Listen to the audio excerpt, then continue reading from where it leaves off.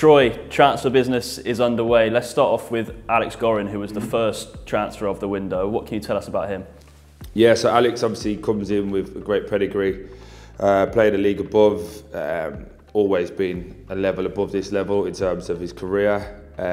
I think he adds huge experience. He came in on trial, I want to say September, October time, under David Liu, and they didn't see him adding value to the group, where I think he does. I think he has experience. I think he gives us a pathway with Harvey Bunker and Alfie Bendel, and just he's been in since Tuesday. So yeah, to have him in the building, to have him ready to go, and then already see in the short amount of time just the detail that he's talking to Harvey about, I think he'll be massive for him. Just moving forward, and he'll be massive for the club. And you're impressed with him both physically and technically, aren't you? So yeah. What's he going to bring to the team in terms of on the pitch? So physically, we did the day Tuesday, didn't we? We did the killer Tuesdays, I like to call them. And he came in and he applied himself really well, ran hard, showed a level of professionalism that I think we've missed throughout the team.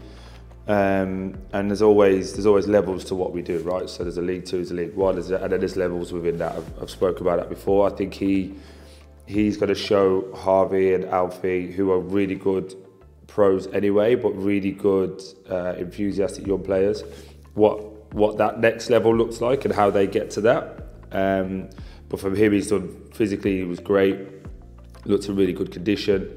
And then from a technical point of view, yeah, he's no moggy, taking the ball on the back foot, switching play, keeping it simple, but then his organisational qualities is what I think he will add a huge plus point to us as a team.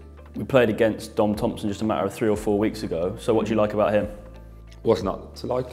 Other than the tight shorts. Other than that, he's perfect. But he's a powerful boy. Gets up and down the wing. I played against him, obviously Forest Green, but I played against him at Watford when he was at Brentford. Spoke to Ivan Toney about him in the week. And look, we are really, really lucky to have him. Let's be honest. He's championship quality. Moved to Blackpool to get himself on track.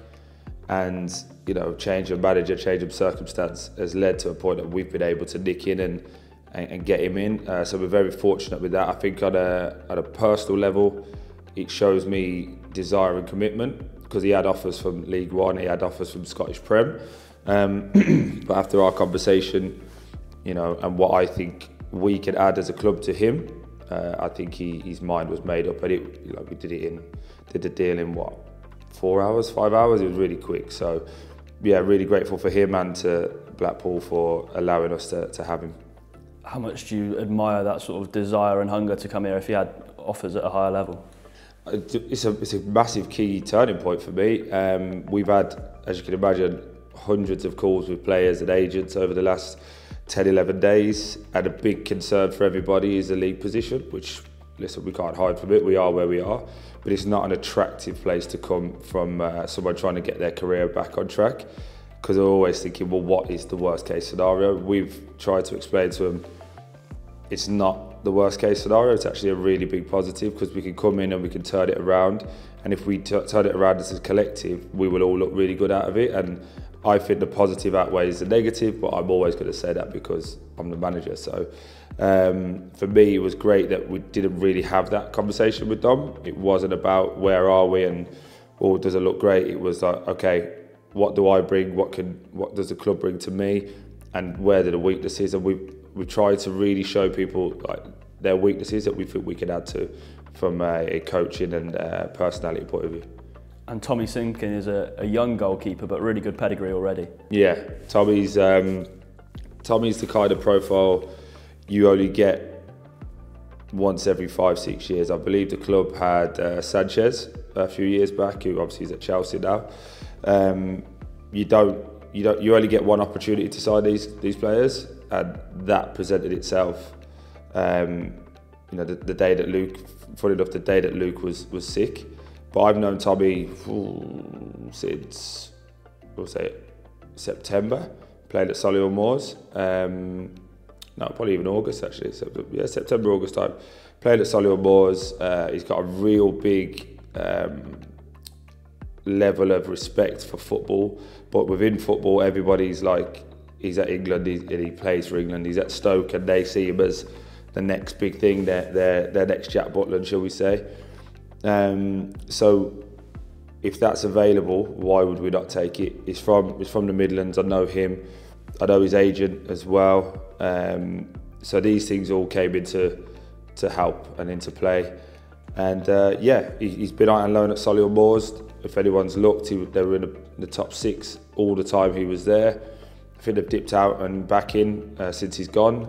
And then I want to say mid-December, he played his first championship game and got man of the match against Sheffield Wednesday for Stoke. So they see this as the final development of his career. So his last loan, and then next year he'll be playing championship football. So I think for us it's a great opportunity to get a player that's ready to kick on. And again, had nothing to do with where we are in the league position. It was like, right, how do we come in and help and fix, and what do I need to do? And it was all football, it was all business, and I think that's what we have to respect with all of the lads who've come in. It's a purely emotionless, how do we fix this and what do we need? And we've made that very clear, and hopefully together we could all push in the right direction. And now with 3 through the door, A, how much of a sort of statement is that? And B, how much of a positive is that going into a game against Harrogate tomorrow, where hopefully the fans will be feeling a bit more positive and on side? Well, they should do. I think if you're a fan base, you should be positive. I've not had any negative reaction yet. Even Newport, when we lost heavy, there was an understanding as to why. I think fan bases they're not silly. They can see the progression, they can see what the players are doing, but they can also see a distinct lack of quality in certain areas. So we're working really hard to fix that. We're not just going to sign people willy-nilly just to say we got that. I think, again, I've got to be careful, but looking back in like January of last year, we spent a lot of money, but it wasn't productive money. It was just scattergun, who's available, go get, and then the squad didn't fit.